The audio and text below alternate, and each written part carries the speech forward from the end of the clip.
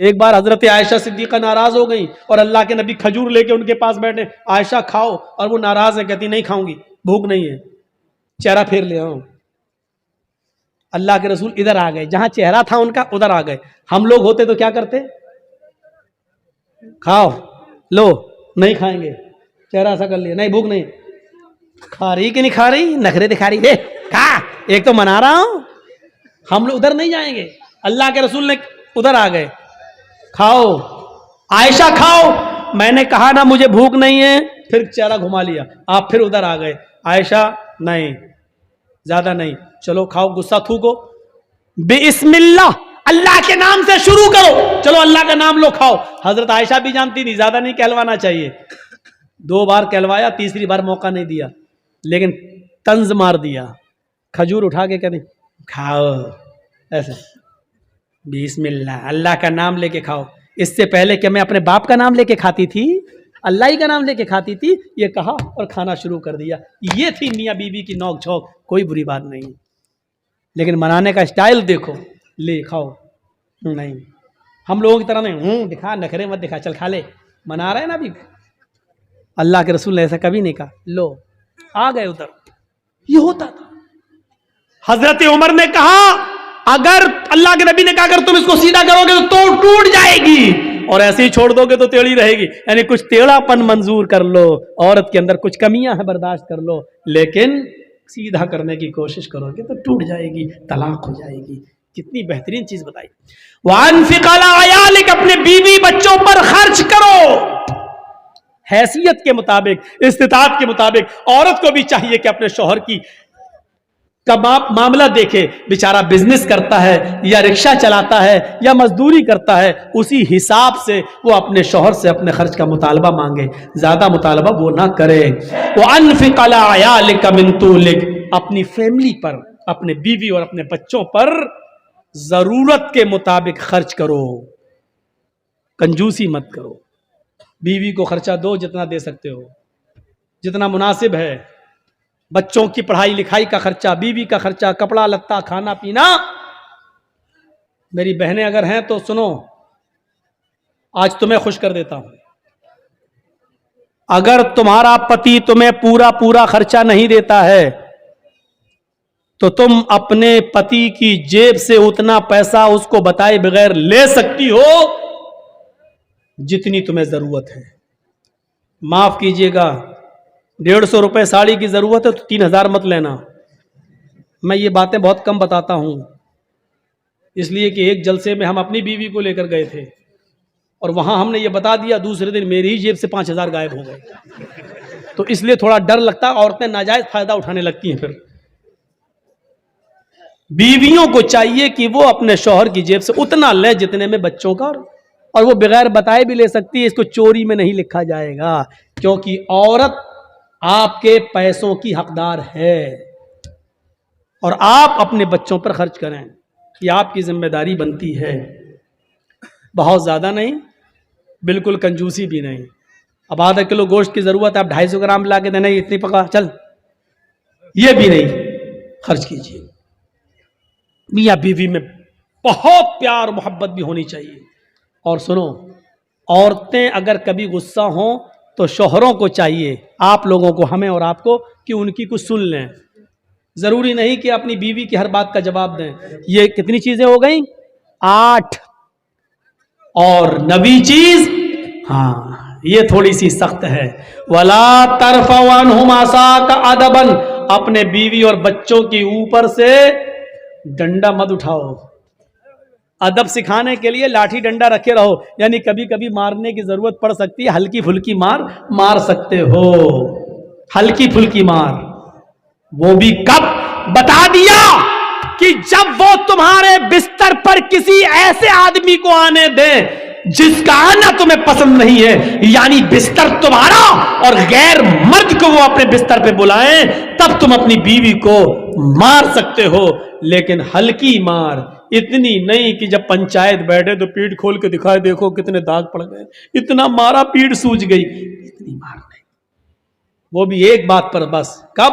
جب وہ تمہارے بستر پر کسی غیر مرد کو بلائیں. میرا مطلب آپ سمجھ رہے ہوں گے, یعنی آپ کو چھوڑ کر کسی غیر مرد سے تعلق قائم کر لیں تب آپ اپنی بیوی کو مار سکتے. اس وقت بھی طلاق مت دیجئے, اس وقت بھی سمجھائیے, ماریے ہلکی تاکہ وہ سدھر جائے. بستر الگ کر دیجئے, کمرہ الگ کر دیجئے, لیکن گھر میں ہی رکھیے آپ اس کو. ہو سکتا ہے اللہ تعالیٰ پھر محبت پیدا کر دے.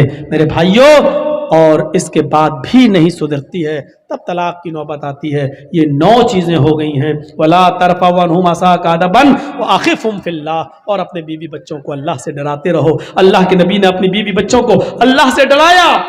یا فاطمہ بنت محمد انقذی نفسک من النار, میری بیٹی فاطمہ دنیا میں عمل کر, یہ مت سمجھنا کہ تیرا باپ نبی ہے تجھے اللہ کے عذاب سے بچا لے گا. نہیں, دنیا میں عمل کر, تیرا باپ قیامت کے دن کوئی کام نہیں آئے گا.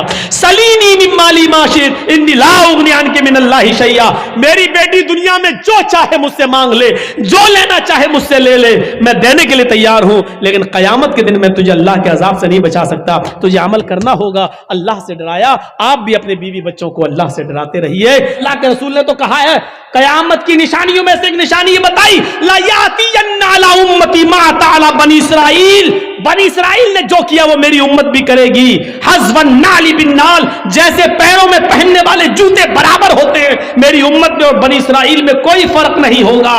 یہاں تک کہ اگر ان میں سے حتی ان کان منہم من اتی علی امہ علانیۃ, اگر ان میں سے کسی ایک نے اپنی ماں کے ساتھ زنا کیا ہوگا تو میری امت میں لکان فی امتی من یصنع ذلک, تو میری امت میں بھی ماں بہن اور بیٹی کے ساتھ زنا کرنے والے لوگ پیدا ہوں گے. یہ ماں اور بہن بیٹی کے ساتھ زنا کہاں کیسے ہوگا؟ یہی شراب ہے جس کا نشہ ہمیں اپنی بہن کے ساتھ زنا کرنے پر مجبور کرے گا, ہمیں اپنی بیٹی کے ساتھ زنا کرنے پر مجبور کرے گا. کون نوجوان ہوگا جو شراب کے نشے میں اپنی بیٹی, اپنی بہن اور اپنی ماں کے ساتھ زنا کرے؟ کیسا بے غیرت ہوگا وہ. اور یہاں تک پہنچانے والی چیز ہوگی شراب. قدامہ ابن مظعون نے بڑھاپے میں بہت ہی مجبوری میں, جب ان کو درد بند نہیں ہو رہا تھا, جب ان کے درد بند نہیں ہو رہا تھا, شدید درد سے کرہ رہے تھے, تو مجبوری میں انہوں نے شراب اٹھائی اور 2-4 گھونٹ اس لیے پی لیے کہ ہمیں نیند آ جائے گی اور کل صبح کسی حکیم کو, کسی طبیب کو دکھا دیں گے.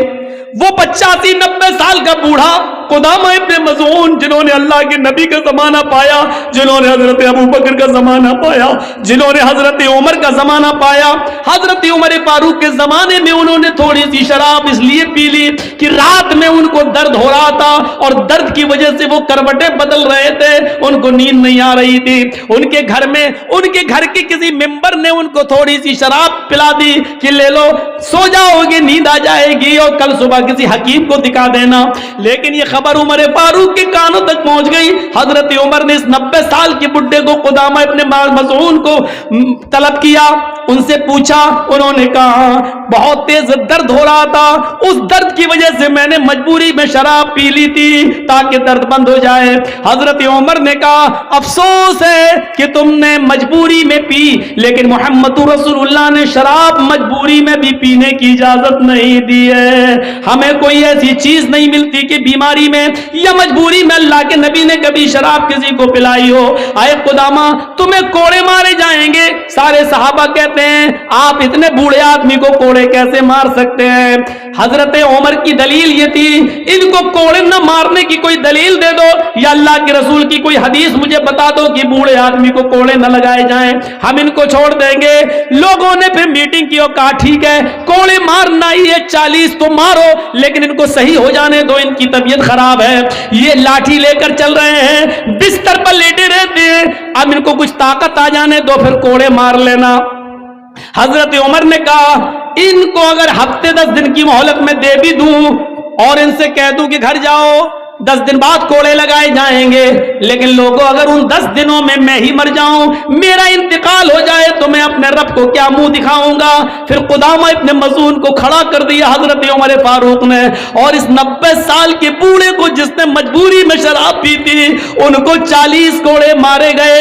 ان 40 کوڑوں کا اثر قدامہ ابن مظعون کے اوپر یہ ہوا کہ پھر وہ پوری زندگی بستر سے اٹھ نہیں سکے.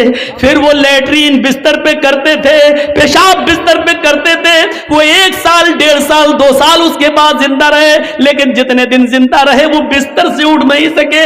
حضرت عمر کے کوڑے مارنے کے بعد یہاں تک کہ اسی حال میں ان کا انتقال ہوتا ہے. میرے بھائیوں, حضرت عمر فاروق نے ان چیزوں کی پرواہ نہیں کہ اس بوڑھے آدمی کو بھی کوڑے مارے.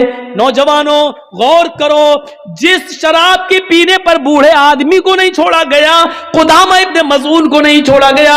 پوری زندگی ان کی بستر پر ایڑیاں رگڑ رگڑ کر گزر گئی. پھر وہ بستر سے کبھی اٹھ نہیں سکے. پیشاب اور پائخانہ تک انہوں نے بستر پہ کیا. ان کی بیوی, ان کے بچے اس کو صاف کرتے رہے, لیکن عمر فاروق نے اس کی کوئی پرواہ نہیں کی. یہ شراب پینے والوں کی سزا ہے اسلام کے اندر. ہم اور آپ اس لیے بچے ہوئے ہیں کیونکہ میرے بھائیوں یہاں اسلام کا قانون نہیں ہے. میرے بھائیوں اسلام کا قانون نہیں ہے. انڈیا میں تو کیا ہوا, اپنے دلوں پر اسلام نافذ کرو.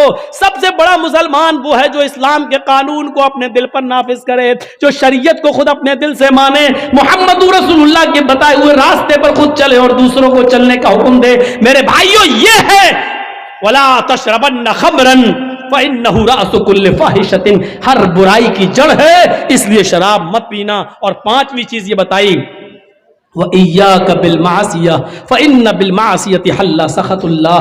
لوگوں سماج میں کبھی نافرمانی کے کام مت کرنا. جب نافرمانی کے کام کرو گے, پاپ اور گناہ کے کام کرو گے, تو یاد رکھنا اللہ کا عذاب تمہارے اوپر آ جائے گا.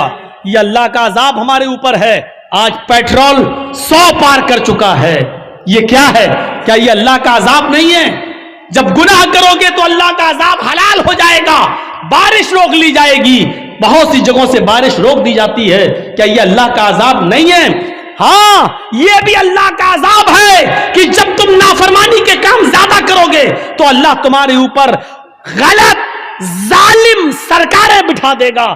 آج بھارت کو ظالم آدمی ملتا ہے, ہٹلر ملتا ہے, حجاج ابن یوسف کی طرح ایک ظلم کرنے والا انسان ملتا ہے جو 750 کسانوں کے مرنے کے بعد 2 منٹ کا مون نہیں رکھ سکتا ہے, ان کو ساتونا نہیں دے سکتا ہے, ان کے لیے 2 پیار کے شبد نہیں بول سکتا ہے.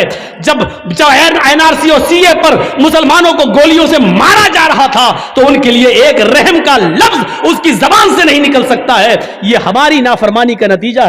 جب تم گناہ کرو گے تو ہم تمہارے اوپر ظالم اور جابر حکمراں بٹھا دیں گے. یہ اللہ کا عذاب نہیں تو اور کیا ہے ہمارے اوپر, کیونکہ ہم گناہوں سے اپنی زندگی کو لبریز کیے ہوئے ہیں, بھرے ہوئے ہیں. ہمیں اپنی زندگیوں کو گناہوں سے بچانا ہے. میں نے 5 چیزیں بتائی ہیں, 5 چیزیں ابھی باقی ہیں, صرف سن لو وہ 5 چیزیں کیا ہیں. پہلی چیز شرک مت کرنا, چاہے جلا دیا جائے یا قتل کر دیا جائے, ایک چیز. دوسری چیز ماں باپ کی نافرمانی کبھی مت کرنا, چاہے وہ تمہیں اپنے گھر سے نکال دیں یا بیوی بچوں سے بے دخل کر دیں. تیسری چیز فرض نماز کبھی جان بوجھ کر مت چھوڑنا. جس سماج میں فرض نماز چھوڑ دی جاتی ہے اللہ کی ذمہ داری اس سماج کے اوپر سے اڑ جاتی ہے. چوتھی چیز شراب کبھی مت پینا, اس لیے کہ یہ تمام برائیوں کی اور گندگیوں کی جڑ ہے. 5ویں چیز اللہ کی نافرمانی کا کوئی کام مت کرنا. جہاں نافرمانی ہوتی ہے اس بستی پر اللہ کا عذاب حلال ہو جاتا ہے, یعنی اللہ کو پھر پرواہ نہیں ہوتی کسی بھی طریقے سے, پھر اللہ کا عذاب اس بستی پہ آ جاتا ہے. ان 5 چیزوں کی میں نے تشریح کر دی. چھٹی چیز ایاک والفرار من الزحف وان حلق الناس. میدان جنگ ہو رہی ہو, لڑائی ہو رہی ہو, آپ جنگ لڑ رہے ہوں, ہندوستان میں تو یہ ممکن ہی نہیں ہے, اگر آپ جہاد کر رہے ہوں تو پیٹھ پھیر کے کبھی مت بھاگنا, چاہے لوگ ہلاک ہو رہے ہوں. یعنی بہادری کی موت مر جانا, بزدلی کی پیٹھ مت دکھانا. کبھی بھی میدان جنگ سے منہ پھیر کر پیٹھ دکھا کے مت بھاگنا. لڑنا چاہے مر جاؤ, مر جانا گوارا کر لینا, لیکن کافر کے سامنے ہتھیار ڈال کے بھاگنا گوارا مت کرنا. یہ چھٹی چیز ہے. 7ویں چیز اللہ کے نبی صلی اللہ علیہ وسلم نے فرمائی کہ وَإِنْ أَصَابَ النَّاسَ مَوْتٌ وَأَنْتَ فِيهِمْ فَاصْبُرْ، اگر کسی ملک میں یا کسی شہر میں یا کسی محلے میں بیماری ہو اور وہ بیماری پھیل رہی ہو تو تم اس گاؤں میں موجود ہو تو وہیں پر رک جانا، دوسری جگہ مت جانا۔ طاعون ایک بیماری تھی، اللہ کے رسول نے کہا کہ اگر وہ پھیلی ہوئی ہے تو تم اپنے گاؤں میں ہو تو گاؤں میں رہنا، دوسری جگہ مت جانا۔ کیوں؟ اس لیے کہ یہ بیماری تم دوسری جگہ جاؤ گے تو دوسری شہر میں بھی پھیل جائے گی۔ اپنے ہی علاقے میں رہنا، اگرچہ موتیں ہو رہی ہوں، یہ دیکھ کر کہ یہاں تو لوگ مر رہے ہیں، طاعون سے چھوڑ کے بھاگو۔ کورونا پر بھی یہ چیز لاگو ہوگی، کورونا پر بھی یہ چیز لاگو ہوگی۔ ایک آدمی کورونا کا مریض دوسری جگہ جائے گا، اس کو بھی مریض۔ آپ اپنے علاقے میں رہیے۔ وَإِذَا أَصَابَ النَّاسَ مَوْتٌ وَأَنْتَ فِيهِمْ، اگرچہ موت کیوں نہ ہو رہی ہو لیکن بستی چھوڑ کے کبھی مت جانا۔ یہ 7ویں چیز۔ اور 8ویں چیز بڑی عجیب ہے، اس پہ بولنا تھا لیکن نہیں بول پایا۔ میرے بھائی، ہم اللہ سے دعا کرتے ہیں کہ بار الہ ہماری خطاؤں کو معاف فرما دے، ہمارے گناہوں کو بخش دے، یہ 10 چیزیں ہمارے اندر پیدا فرما دے، شرک سے ہمیں بچا لے، ماں باپ کا فرما بردار بنا دے، 5 وقت کا نمازی بنا دے، شراب ہم کو اور ہمارے معاشرے کو شراب سے پاک و صاف کر دے، گناہوں کے کاموں سے ہمیں بچا لے۔ اے اللہ، جب تک تو ہمیں زندہ رکھ، اسلام پر زندہ رکھنا، اور جب ہمارا خاتمہ ہو تو ایمان پر ہمارا خاتمہ فرمانا۔ وما علینا الا البلاغ المبین، وآخر دعوانا